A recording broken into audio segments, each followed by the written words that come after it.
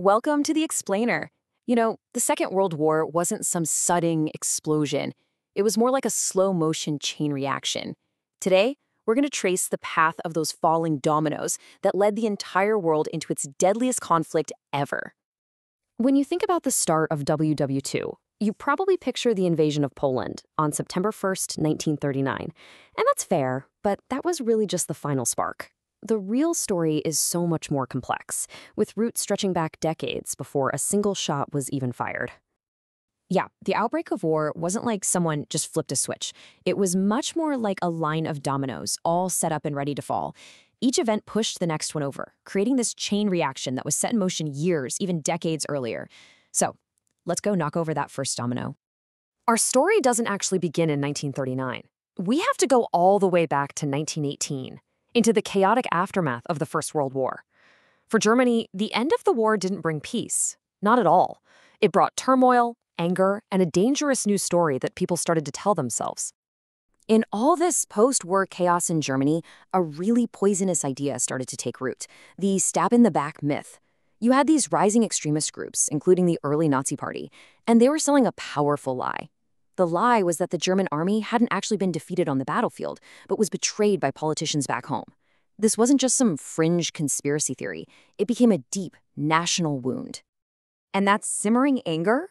It was about to be poured into concrete by the peace treaty itself.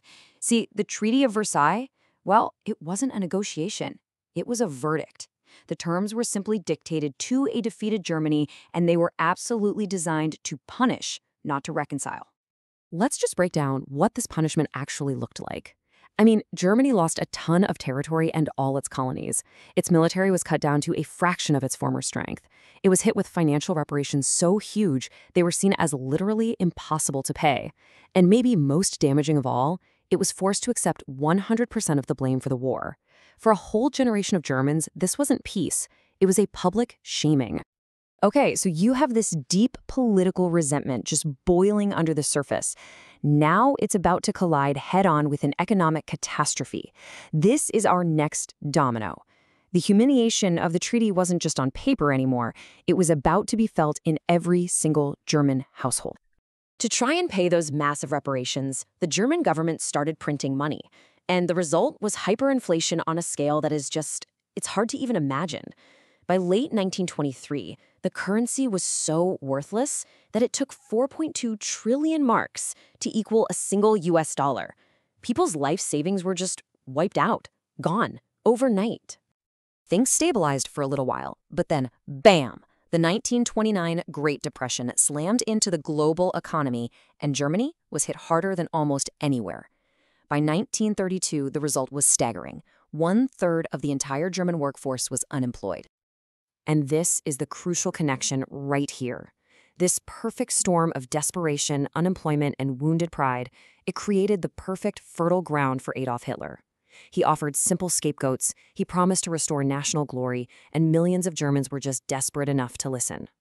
So with Hitler appointed chancellor in 1933, a radical and very dangerous ideology began to drive Germany's foreign policy, setting the stage for a whole new kind of conflict. At the very heart of Hitler's worldview was this concept of Lebensraum, which literally means living space. He believed that for the so-called Aryan race to achieve its destiny, it had to conquer huge territories in Eastern Europe, displacing and enslaving the inferior Slavic populations who lived there. So you see, for him, war wasn't just a possibility, it was an absolute necessity. Now this is really crucial. Germany wasn't acting alone in its aggression. On the other side of the world, Imperial Japan was pursuing its own expansionist goals. They were driven by a need for resources and land, with China as their main target. So you've got two powerful nations on opposite sides of the globe, both convinced that military conquest is their only path forward. The world was quickly becoming a pressure cooker. This rising tide of aggression in both Europe and Asia was met with a weak and pretty indecisive international response. And this failure of diplomacy, well, that became the final crucial domino to fall. So how did the world respond? Well, the major powers, especially Britain and France, were just haunted by the slaughter of World War I. They would do almost anything to avoid another war. Their strategy became known as appeasement, the hope that by giving Hitler a few key concessions, they could satisfy his hunger for power and prevent a full-scale war. But that policy, it backfired spectacularly. Each concession didn't satisfy Hitler. It only convinced him the Allies were weak and that he could take even more. First, he remilitarized the Rhineland, a direct violation of the treaty. Then came the annexation of Austria. Then the seizure of territory from Czechoslovakia, and then the rest of the country. With each step, the Allies protested, but did nothing. Appeasement wasn't preventing war. It was paving the road right to it. So when German tanks rolled into Poland on September 1st, 1939, the Allies finally realized their policy had been a total failure. Britain and France had no choice left but to declare war on Germany. The dominoes had all fallen, and the Second World War in Europe had officially begun. So when you look at it this way, you can see there was no single cause of World War II. It was the lethal combination of all four of these dominoes falling in succession. The lingering resentment, the economic desperation, the aggressive ideologies, and finally, the diplomatic failure. Together, they created the perfect storm for a global conflict. And that leaves us with a final, chilling question. Looking back at this chain of events, where was the point of no return? At which domino could the world have intervened and stopped this catastrophe from happening? It's a question historians still debate, and it's definitely one worth thinking about.